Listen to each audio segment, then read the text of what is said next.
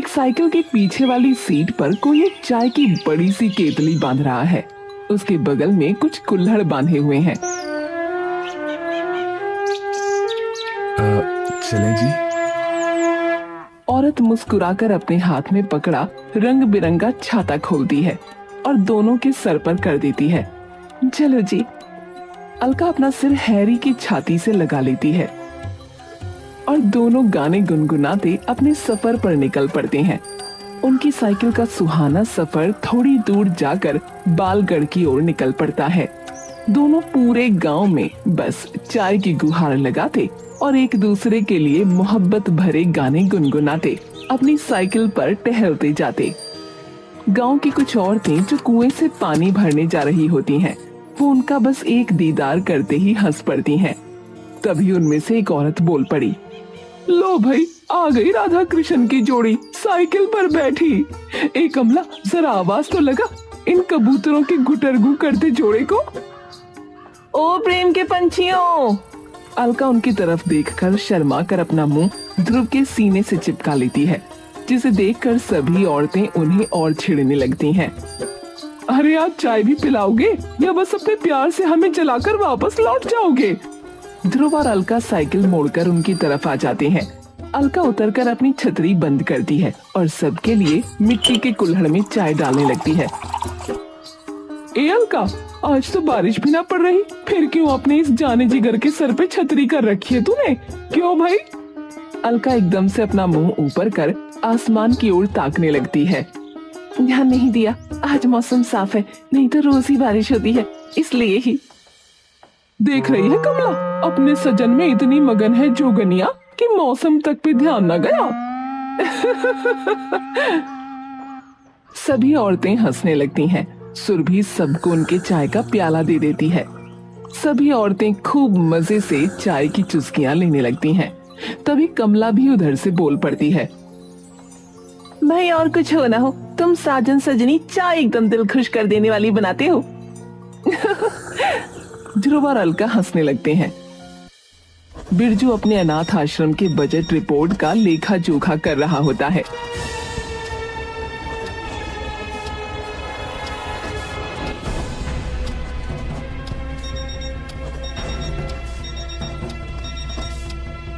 कि तभी उसके सामने एक हाथ आता है और उसके सामने कई सारे पैसे रख देता है।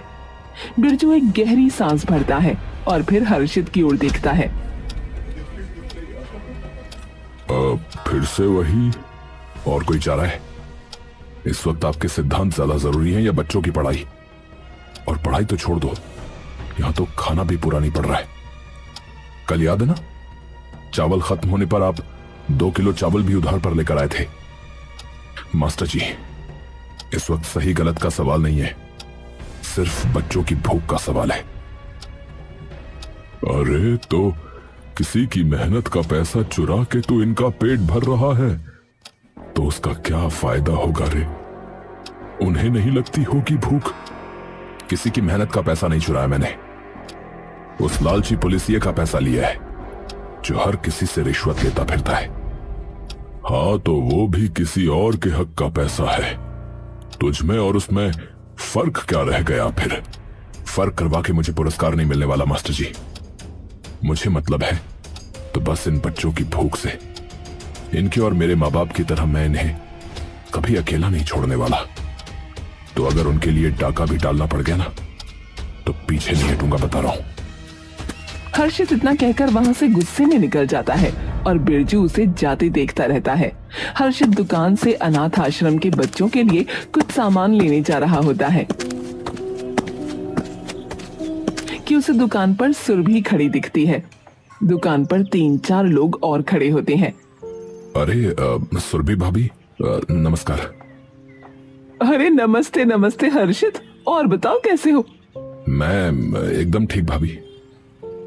और आज अपने बच्चों के लिए क्या बनाने का इरादा है? फिलहाल तो बस चाय बनानी है, तो उसी के लिए चाय पत्ती लेने आया हूँ। अरे चाय की तो पूछो मत, चाय पीनी है तो ध्रुव भाई और अलका के हाथ की बनी पियो। सच में जादू होता है, जादू, हर स्वाद के हिसाब से एकदम सही। अच्छा, कहाँ है इनकी दुकान? अरे दुकान नहीं है, बस पूरे गांव में साइकिल पे जा जा के बेचते हैं। चलो कोई नहीं, कभी दिखे तो पी लेना। लैला मजनू की तरह साइकिल पर सवार आते दिखेंगे। पर कमाल है हर्षित, यूं तो पूरे दिन गांव में डोलते हो, पर तुमने उन्हें नहीं देखा। पिछले 2 साल से हर सावन में आते हैं वो। सुरभि वहां से चली जाती है। तभी दुकान पे बैठे लाला जी बोल पड़ते हैं। अरे पता नहीं क्या हो गया है इसे, सठिया गई है लगता है। क्यों? अरे ऐसा कोई भी नहीं आता गांव में भाई। बात करती है, मेरी दुकान गांव के बीचों बीच है, तो मुझे क्यों ना दिखे कभी। एक ये और एक वो कमला। अरे पता नहीं कौन सा वहम पाल लिया है कि चाय वाला आता है, चाय वाला आता है। अरे इनसे पूछ लो, ये तो पूरा दिन गांव में ही घूमते हैं, क्या इन्हें दिखा कभी? हर्षित उनकी ओर देखता है और सभी लोग मना कर देते हैं। देख लिया, ये औरतें होती ही सरकी हुई है भैया। फालतू की मनगढ़ंत कहानियां बनवाओ ताकि सब बस इनकी सुनते रहें। सठियाई हुई कहीं की है। 2 किसान। अरे भैया ध्रुव, अरे रुको भाई, अरे जरा हमें भी तो चाय पिलाओ अपनी, या अपनी लैला की मोहब्बत में ही जो है मसरूफ रहोगे भैया। हैं? दोनों साइकिल से उतरते हैं।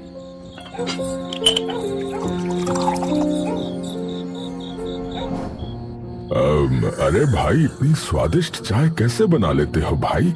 है भाभी, कौन सा जादू करती हो इसमें? भाई हमें भी बताओ। सबका स्वाद अलग अलग, लेकिन फिर भी सबको ही तो भा जाती है। हाँ बिल्कुल ठीक बात है भाभी, आज तो बताना पड़ेगा। हाँ और जो ये नहीं बताया तो फिर अपनी प्रेम कहानी बतानी पड़ेगी। हाँ, क्योंकि इतना प्यार भाई मेरी लुगाई तो मुझसे नहीं करती, बता दे रहा हूँ। अरे मैं तो जब भी चाय बनाने की कहूँ तो मुझे तो बस ताने सुनने को मिलते हैं कि ये लो जी, फिर से आ गई फरमाइश है।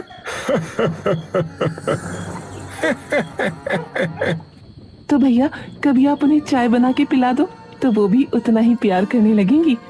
ये बात भाभी, हाँ ये बात कही आपने।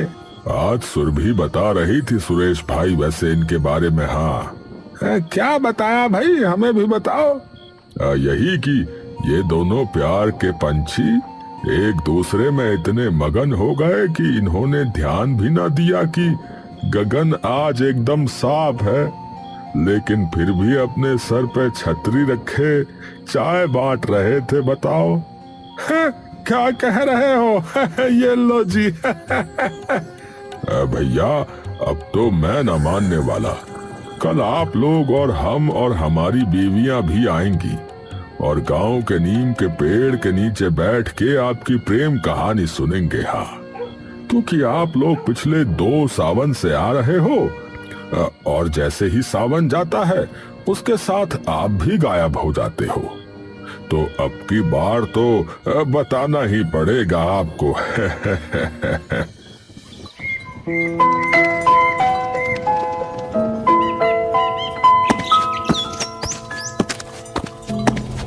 कि तभी बिरजू उसे पीछे से टोक देता है।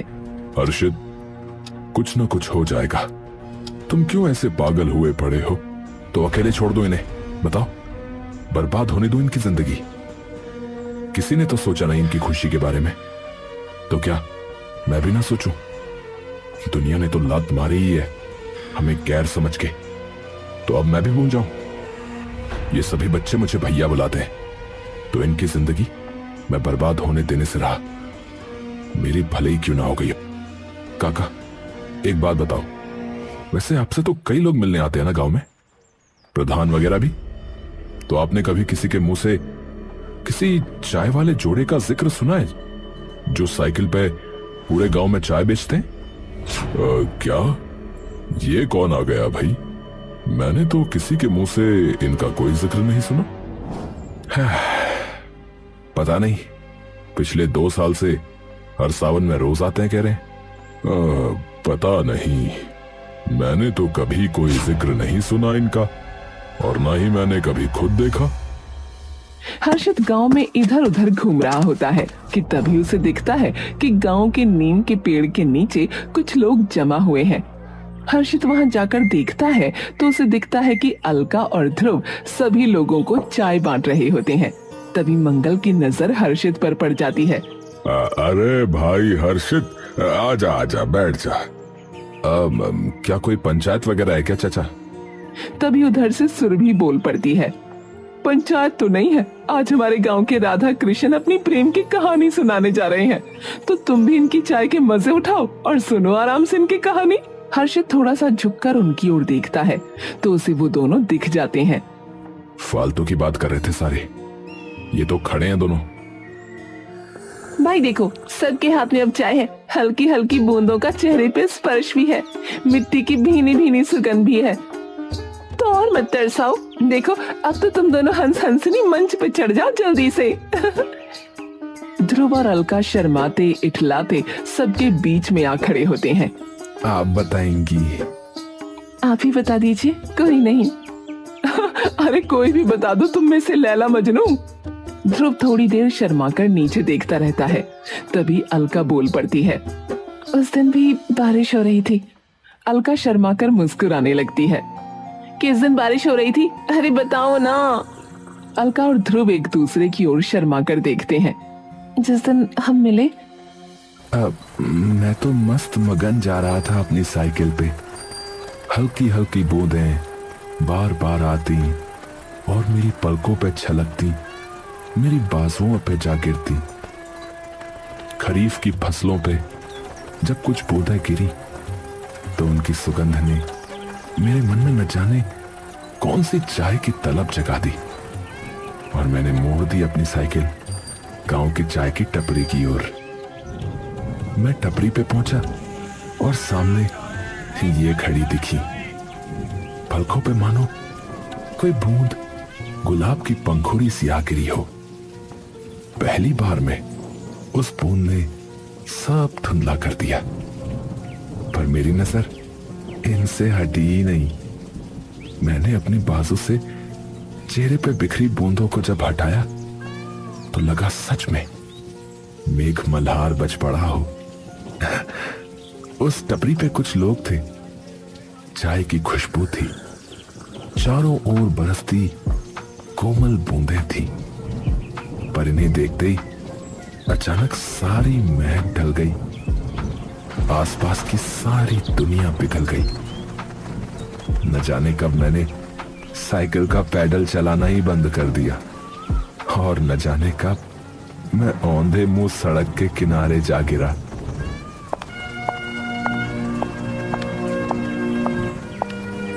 आप ठीक है? आपका ध्यान कहाँ था?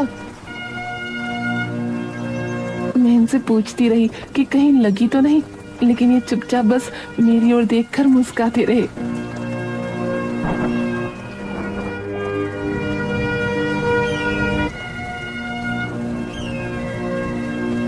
ठीक है ना आप?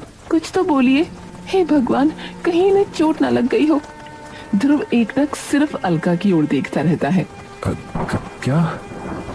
हे राम, पक्का सर पे चोट लगी है। मैं इन्हें यूं ही डर के छटपटाते हुए देखता रहा। अरे बस मेरी तरफ देखे जा रहे हैं, कुछ तो बोलिए। चाय का शौक है आपको? क्या? चाय पसंद है आपको? हाँ। मेरे साथ पियेंगी? जी? मेरे साथ चाय पीना पसंद करेंगी? अलका शर्माकर नजरें नीचे झुका लेती है और मुस्कुराने लगती है। ये नीचे देखकर जैसे ही मुस्काई, तब ऐसा लगा कि मानो शिराओं में बहता रक्त अंदर से पूरा तन गुदगुदा रहा हो। चाय वाला दोनों के हाथों में चाय का प्याला थमा देता है और दोनों चाय पीने लगते हैं। ध्रुव मौके पर अलका की ओर देखता रहता है और अलका चुपचाप नीचे देखती चाय पीती रहती है। मैंने कोशिश की बहुत कोशिश की नजरें हटाकर कहीं और देख लूं, पर ऐसा सोचने पर भी मेरा मन एकदम बेचैन हो गया। आपका नाम पूछ सकता हूँ? ये थोड़ा और शर्माई और इसने अपने चेहरे पे पड़ी कुछ लटें अपने कानों के पीछे सटा ली। अलका, हम दोनों चुपचाप चाय पीते रहे, ये मुझे देखते रहे और मैं बस शर्मा कर नीचे। इन्होंने अपना चाय का प्याला नीचे रखा और बस मुझसे एक सवाल पूछा। अलका, शादी करके हम भी ऐसी ही एक दुकान खोलें? मुझे आज तक समझ नहीं आया कि क्यों इनके वो सवाल पूछते ही मेरे बदन में एकदम शांत कर देने वाली गर्माहट फैल गई और उसी गर्माहट की आगोश में मैंने इन्हें हाँ बोल दिया। सभी थोड़ी देर बस उन्हें मुस्कुराते हुए देखते रहे। हाय, मैं वारी जाऊं। भाई मैं मर्द हूँ, पर इस मुलाकात ने जो है मेरा भी मन मोह लिया है, कहना पड़ेगा। और ऊपर से जो है आपकी ये चाय, भाई वाह। सही में इनकी चाय का स्वाद तो बस हा हा हा हा हा। तभी हर्षित मंगल की ओर अचानक से देखता है। चाचा, आपको तो फीकी चाय पसंद है ना? पर हाँ, ये कैसे हो सकता है? मेरी चाय तो एकदम मीठी थी, जैसी मुझे पसंद है। अरे फिर आगे तो बताओ। अब बाकी की कहानी कभी और भाभी, अभी और जगह भी जाना है चाय पिलाने। ओहो। ध्रुव अलका को अपनी साइकिल के आगे बिठाकर एक बार फिर चल पड़ता है। आप सबको इनकी चाय काफी पसंद है लगता है। अरे पूरी दुनिया में ऐसी चाय कोई नहीं बनाता होगा जैसे हमारे ये राधा कृष्ण बना देते हैं, सबके स्वाद की, वो भी बस एक केतली में। ऊपर से बताते भी नहीं है, जब पूछो तो एक ही बात, हमारा प्यार। जरूर इनकी केतली में कुछ ऐसी बात है कि सबके स्वाद के हिसाब से चाय आ रही है। अगर मुझे मिल जाए तो उससे अपना खुद का काम शुरू कर सकता हूं, और यहां तो चलेगा भी खूब। पर ये दोनों तो बस मेहनत करके कमा रहे हैं। भैया, वो मंगलू मुझे कहता है कि मेरा कुछ नहीं होने वाला, कि मेरे पास तो पढ़ाई के भी पैसे नहीं है, मैं बस भीख ही मांगूंगा आगे जाकर। अब हाँ, तो उसके कहने से क्या होता है? तेरा जो मन है तू वो बनेगा। अगर सवाल मेरे बच्चों का है तो उनके लिए तो कुछ भी। चाचा, इनका नाम क्या है? अलका और ध्रुव। हाँ, वैसे हम तो इन्हें राधा कृष्ण ही बुलाते हैं भाई, है। कर वहां से चला जाता है और अलका और ध्रुव का पीछा करना शुरू कर देता है। सांझ हो जाती है, लेकिन उनकी साइकिल कहीं नहीं रुकती और हर्षित भी उनका पीछा कर रहा होता है। ये इतनी दूर से आते हैं बस चाय बेचने? हर्षित थोड़ी दूर उनके पीछे और चलता है और तभी ढलता सूरज उसकी आंखों पर चमकता है। हर्षित अपनी आंखें ढक लेता है और जैसे ही अपना हाथ हटाता है देखता है कि सामने कुछ नहीं है। वो इधर उधर देखता है, उसे वहां खड़ा एक इंसान दिखता है। भाई साहब, आपने यहाँ से किसी जोड़े को जाते हुए देखा क्या? जोड़ा? भाई साहब, मुझे तो कोई नहीं दिखा यहाँ। अरे अभी यहीं से गए थे निकल के। भाई, तबीयत वगैरह तो ठीक है आपकी? है यहाँ तो सिर्फ मैं ही हूँ, और आप ये आते वक्त झांक झांक के किसे देख रहे थे भाई? अरे उन्हें ही तो देख रहा था। है? अरे क्या बोल रहे हो भाई साहब? अकेले चल रहे थे तब से? फिर वही, किसी को दिख रहे हैं, किसी को नहीं। हर्षित चौंक कर इधर उधर देखने लगता है। ये तो शामगढ़ है, पर ये यहां से इतनी दूर जाते हैं बस चाय बेचने? कुछ समझ में नहीं आ रहा है, और सामने खड़ा इंसान भी उन्हें देख नहीं रहा है। पर क्यों? हर्षित गांव के अंदर जाता है और वहीं खड़े एक बूढ़े इंसान से उनके बारे में पूछने लगता है। ताऊ नमस्कार, आपके गांव में कोई अलका और ध्रुव रहते हैं क्या? बूढ़ा इंसान चौंक कर उसकी ओर देखता है। ना ना ना, मैं नहीं जानता, जा यहाँ से। है कौन तू है? बस इतना कहकर वो वहां से उतावला होकर चल देता है। ये क्या था? हर्षित थोड़ी दूर और जाता है, कुछ लोगों से पूछता है, पर सभी लोग उसे वैसे ही नजरअंदाज कर देते हैं। ये सब चल क्या रहा है? हर्षित थोड़ा और आगे जाकर कुएं पर खड़ी औरतों से उनके बारे में पूछने जाता है। अम्मा जी सुनिए। उनमें से एक औरत पलटती है। हाँ बेटा, क्या हुआ? अम्मा, मैं बस कुछ लोगों को ढूंढ रहा हूँ, लेकिन मुझे यहाँ कोई ठीक से जवाब ही नहीं दे रहा है। किसे ढूंढ रहे हो बेटा? अम्मा, अलका और ध्रुव। ये सुनते ही सभी औरतें मुड़कर हर्षित की ओर अचंभे से भरपूर निगाहों से देखने लगती हैं। तू कैसे जानता है बेटा उन्हें? हमारे गांव में आते हैं वो चाय बेचने, पर यहाँ पता नहीं, कोई कुछ बता ही नहीं रहा है। बताएंगे कैसे बेटा, ये पापी ये अंदर से मरे हुए लोग हैं। मतलब? बेटा, जिनकी तू बात कर रहा है वो तो 2 साल पहले ही गुजर गए। हर्षित के पैर जैसे जमीन से चिपक जाते हैं, सांसें गले में अटक जाती हैं। क्या? पर ये हो कैसे सकता है?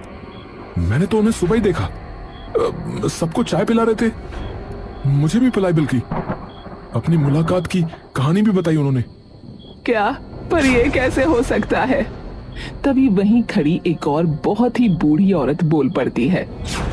ना अंबर का ना धरती का मोहताज है, जिंदगी और मौत उसका क्या बिगाड़ेगा, जिसके सर पे सच्चे प्रेम का ताज है। क्या? मेरा बस चले ना, उनकी मोहब्बत की मिसाल दर दर देती फिरूं। हर्षित चुपचाप वहीं खड़ा उन्हें देखता रहता है। यहीं के थे दोनों बेचारे, इतना प्यार शायद ही किसी ने देखा हो।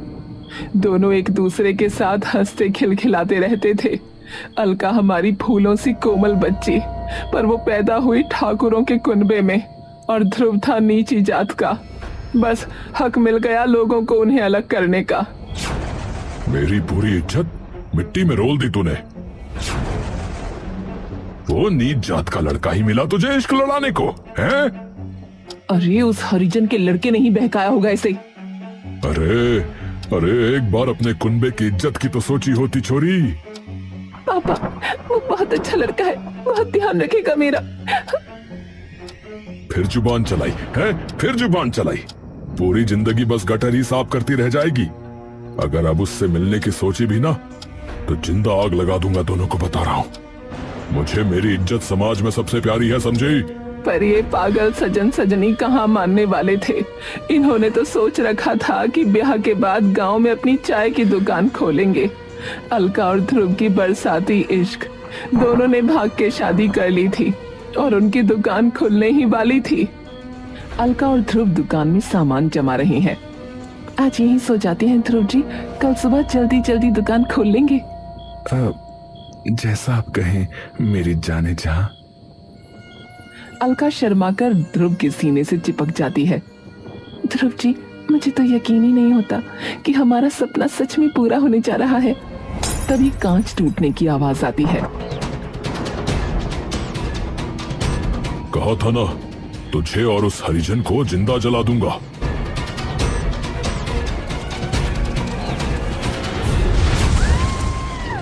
हर्षित चुपचाप खड़ा, आंखों में आंसू लिए अम्मा की ओर देखता है। वो देख, दायरों के परे इतनी दूर कौन जा रहा है। वो देख, फिर कोई खिलता फूल तोड़कर अपने घर आ रहा है। हर्षित अपने गांव वापस आने लगता है। उसके आसपास सिर्फ अंधेरा और सन्नाटा था। उनके साथ लोग इतना बुरा कर गए, और वे अब भी बस खुशियां बांटते फिर रहे। और मैं। हर्षित गांव में आके सभी लोगों को इकट्ठा करके उनके बारे में सब बता देता है। ये सुनते ही सुरभि नीचे गिर पड़ती है और सभी लोग चुपचाप आंसू थामे खड़े रहते हैं। जाहिल जाहिल जाहिल, लोग खा गए हमारे राधा कृष्ण को, खा गए। बस इतना कहकर सुरभि बुरी तरह से रोने लगती है। मैं बस एक गुजारिश करता हूं, मैं उनका सपना पूरा करना चाहता हूं। उनका आखिरी सपना, मेरे आश्रम के बच्चों के लिए भी मैं पैसे ला सकूंगा, तो क्या आप लोग मेरी मदद करें? अलका और ध्रुव की जादुई चाय। दुकान के बाहर एक फीता बंधा है। सुरभि भाभी, सबसे ज्यादा लगाव आपका था, तो उनकी दुकान का उद्घाटन भी आप ही करो। सुरभि आंसू भरी आंखों से फीता काटती है और चारों तरफ तालियां गूंजती हैं। सुरभि कुछ देर दुकान पर लिखे नाम को देखती है, फिर नजरें उठाकर आसमान की ओर। अब तो खुश होना हमारी राधा कृष्णा।